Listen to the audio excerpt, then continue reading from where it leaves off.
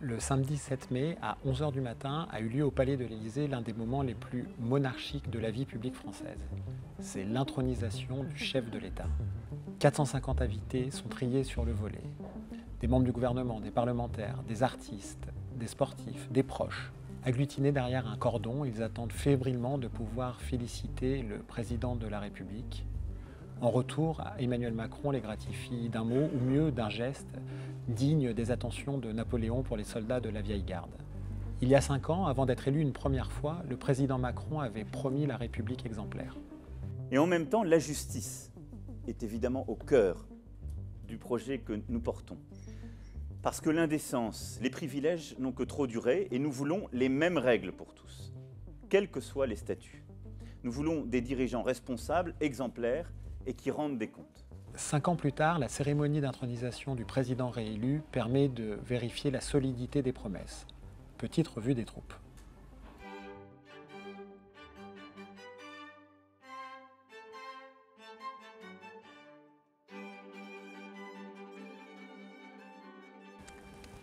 Voici Alexis Kohler, c'est le secrétaire général de la présidence de la République. Plus que le bras droit d'Emmanuel Macron, on dit que c'est son cerveau.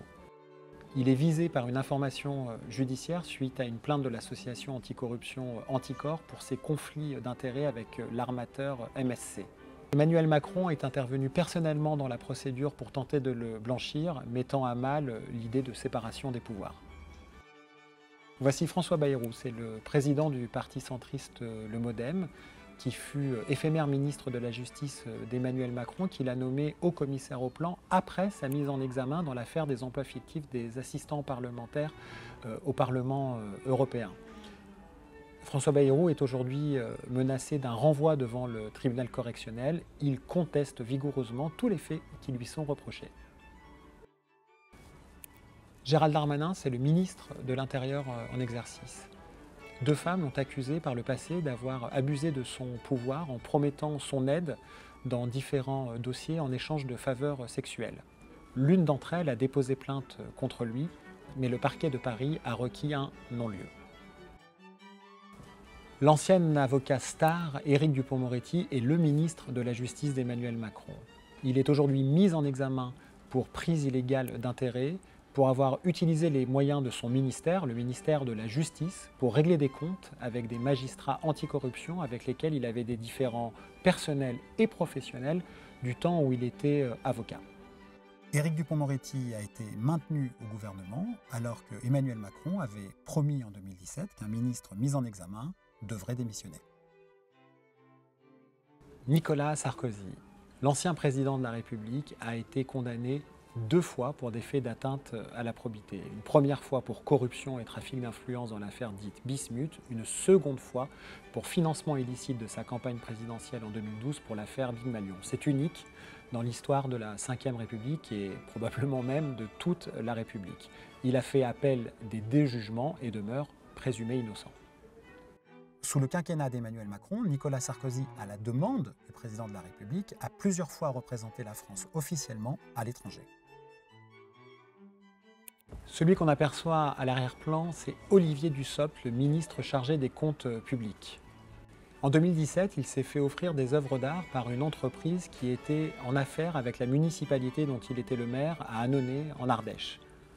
Il a reconnu les faits, restitué les œuvres et la justice a ouvert une enquête pour corruption et prise illégale d'intérêt. Alors là, nous voyons Richard Ferrand, l'actuel président de l'Assemblée nationale, qui fut ministre du gouvernement d'Édouard Philippe sous Emmanuel Macron. Il a été personnellement mis en cause dans l'affaire dite des mutuelles de Bretagne. En un mot, il a été soupçonné de s'être impliqué personnellement dans une opération immobilière au profit de sa compagne avec les mutuelles de Bretagne dont il était le directeur général. La Cour d'appel a finalement rendu un non-lieu en sa faveur pour cause de prescription. L'association Anticor a annoncé qu'elle formait un pourvoi en cassation contre cette décision.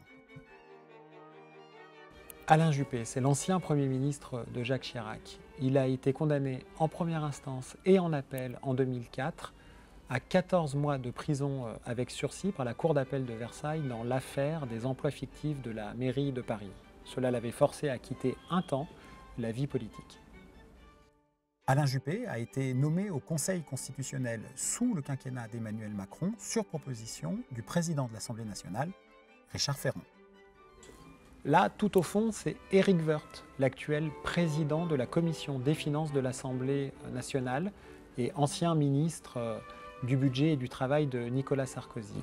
Relaxé dans l'affaire Bettencourt, il est mis en examen dans l'un des volets de l'affaire Tapie et il est mis en examen pour financement illicite de campagne électorale dans le cadre de l'affaire des financements libyens de Nicolas Sarkozy. Ancien membre du parti Les Républicains, Éric Woerth vient d'être investi aux législatives de juin prochain sous la bannière du parti d'Emmanuel Macron, Renaissance. Donc, si on résume, quand on est mis en cause et qu'on reconnaît les faits, c'est pas grave. Quand on doit démissionner parce qu'une enquête est ouverte, mais qu'on est nommé une fois mis en examen, c'est pas grave.